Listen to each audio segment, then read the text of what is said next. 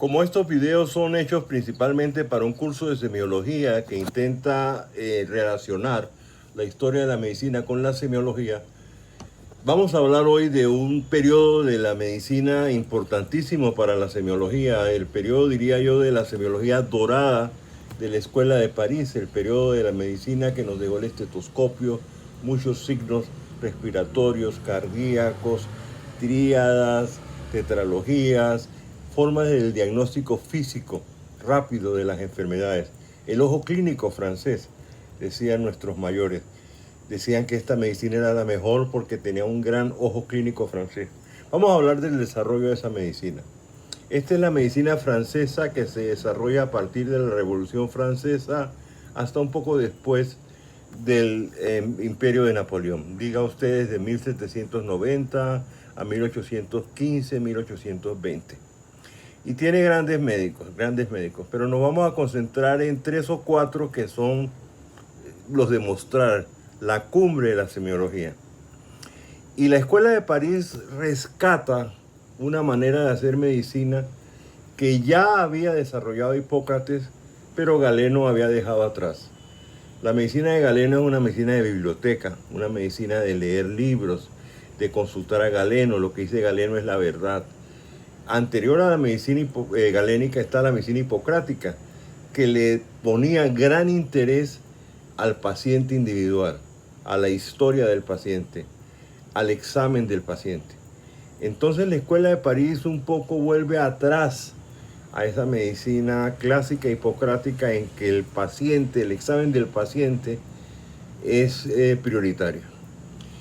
Y esta medicina se desarrolla en París por razones muy conocidas.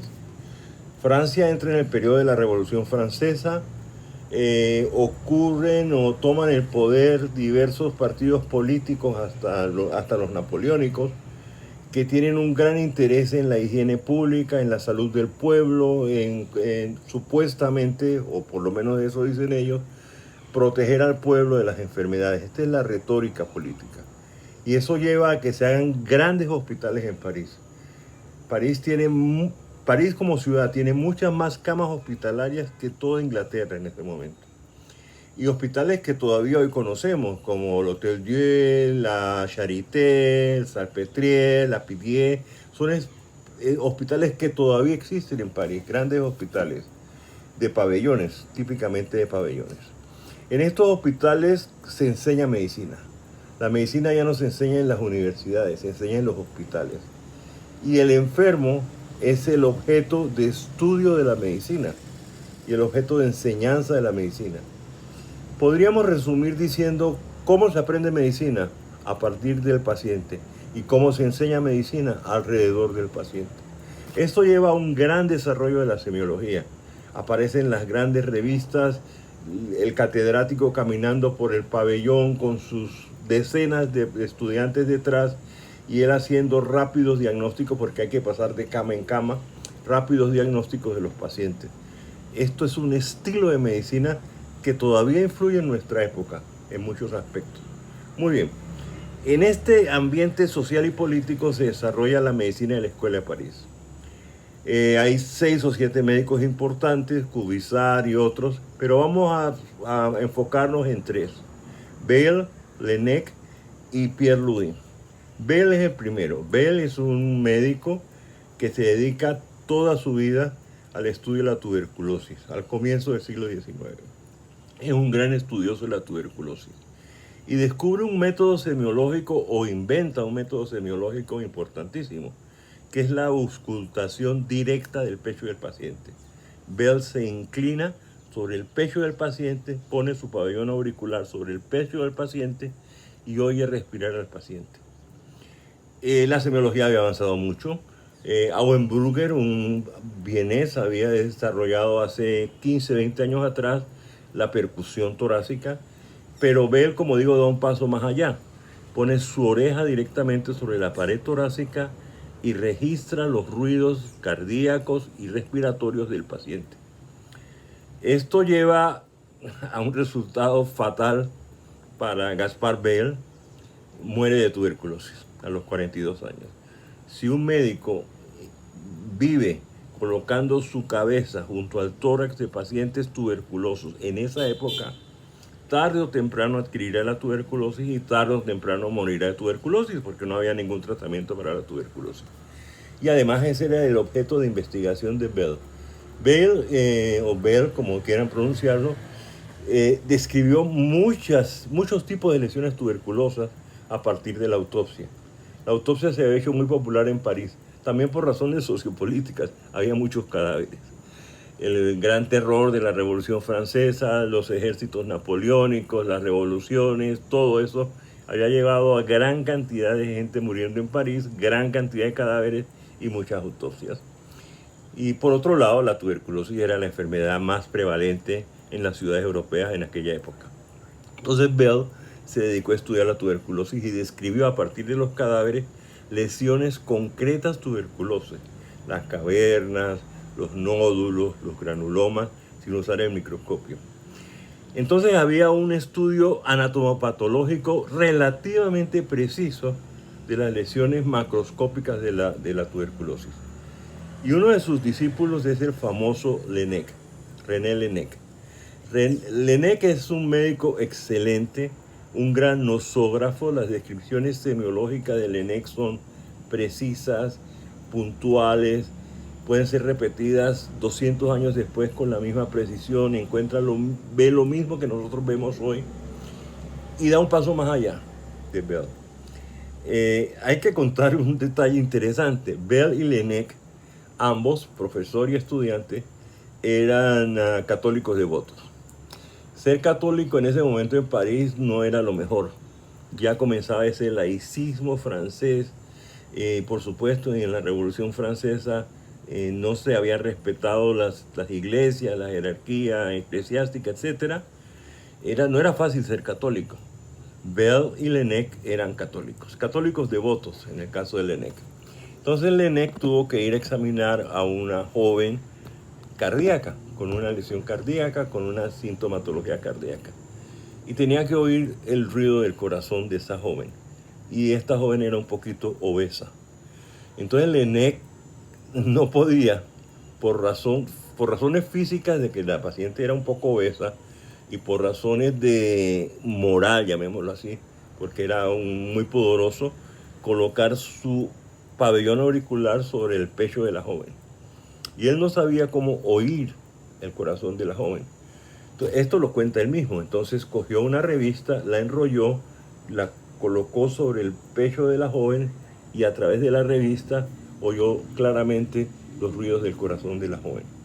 Eso lo llevó a la idea muy perfeccionada por él de hacer un aparato, un cilindro rígido que permitiera transmitir los ruidos de la caja torácica, por eso se llama estetos, que es tórax, corazón y pulmones, al oído del médico. Y inventó el estetoscopio, 1815, época y año dorado para la semiología. Se disparó la semiología médica a partir del descubrimiento del estetoscopio. Se hicieron descripciones muy agudas sobre movimientos respiratorios, movimientos intestinales, hasta infecciones, ¿no? Abscesos, una serie de cosas muy, muy importantes en medicina se describieron con el estetoscopio. Laennec también murió de tuberculosis. A la misma edad de Bell, 42 años, murieron relativamente jóvenes de tuberculosis. Entonces el estetoscopio fue un gran adelanto. Pero al mismo tiempo inauguró una tendencia en medicina que no sabemos todavía si da siempre buenos resultados. Miren, colocó un instrumento, un aparato entre el paciente y el médico. Cuando uno lo van a auscultar, le ponen el estetoscopio y el médico dice, cállese que lo estoy auscultando. Entonces, se resume, se deja de escuchar al paciente para escuchar el órgano. Eso es lo que hace el estetoscopio. Y eso es un gran adelanto semiológico, pero al mismo tiempo, en exceso, despersonaliza la medicina porque no se escucha al paciente por escuchar al órgano. Porque a partir del estetoscopio empezaron a aparecer instrumentos diagnósticos variados en los últimos 200 años. Los rayos X que vamos a discutir después, la escanografía, la ecografía, la resonancia. Y todo eso es colocar técnica, instrumentos técnicos entre el paciente y el médico, lo cual da buenos resultados, pero también debemos ser cuidadosos en no despersonalizar al paciente. Y el último médico que vamos a presentar es un médico joven revolucionario, verdaderamente revolucionario, muy admirado por Osler, que ustedes conocen. Pierre Louis. Pierre Louis era un joven médico, se graduó de medicina y se alistó en el ejército francés que salió a la conquista de Rusia, al final del Imperio Napoleónico.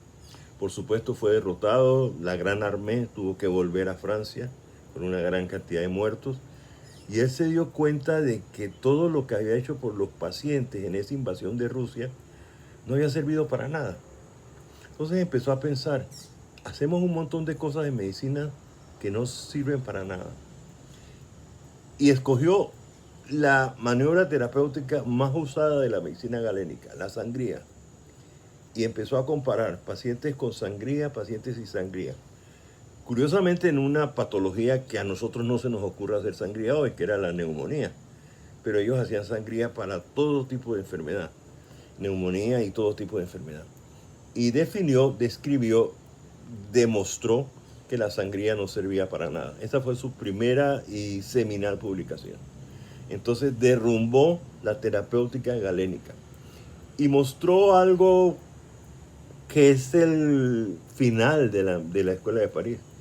La Escuela de París hizo grandes adelantos semiológicos, pero no hizo grandes adelantos terapéuticos. Ellos no desarrollaron ningún tratamiento nuevo. Eran grandes diagnosticadores, para los cuales el paciente era siempre un objeto de estudio. Y la medicina de la Escuela de París era un poquito teatral, operática. El gran catedrático era reconocido. Por ejemplo, Napoleón decía, no le creo a la medicina, le creo a Corvisart, que era su médico. Entonces el gran catedrático de medicina era un semidios al que todo el mundo le creía, que hacía sus revistas. Y este tipo de medicina se sintió muy mal ante la evidencia, y uso la palabra evidencia porque Pierre Louis se considera el precursor de la medicina de evidencia, ante la evidencia de que la sangría no servía para nada. Su principal instrumento terapéutico, la sangría. Entonces Pierre Louis fue el que más vivió de la Escuela de París, vivió hasta 1870 y pico. No murió de tuberculosis, pero no fue apreciado por los médicos de su época. La mayoría de los profesores lo consideraban un joven antipático que había derrumbado sus dogmas, la sangría, y que era un ser que lo único que hacía, cito documentos de esa época, un médico que lo único que hacía era una meditación sobre la muerte, que no hacía nada por el paciente.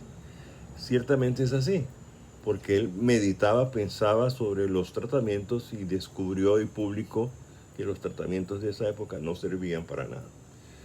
¿Cuál es el peligro de este pensamiento? Que es muy útil descubrir que el tratamiento que hacemos no sirve para nada. Eso es muy útil en medicina. Pero puede llevarnos a lo que se llamó y se llama hoy también nihilismo terapéutico. Pensar que ningún tratamiento sirve, que todos los tratamientos son mentiras, son equivocaciones y que la medicina es solamente un teatro. Y quizás la Escuela de París participó en esa construcción de la medicina como un gran teatro en que los protagonistas eran los grandes catedráticos y los coros del teatro, de la ópera, eran los estudiantes. Eso todavía llega a nuestra época y todavía hay algunos hospitales donde los profesores de medicina son grandes catedráticos a los que nadie se les ocurre oponerse. Bueno, muy bien, seguiremos hablando de la medicina ya del siglo XIX la próxima vez.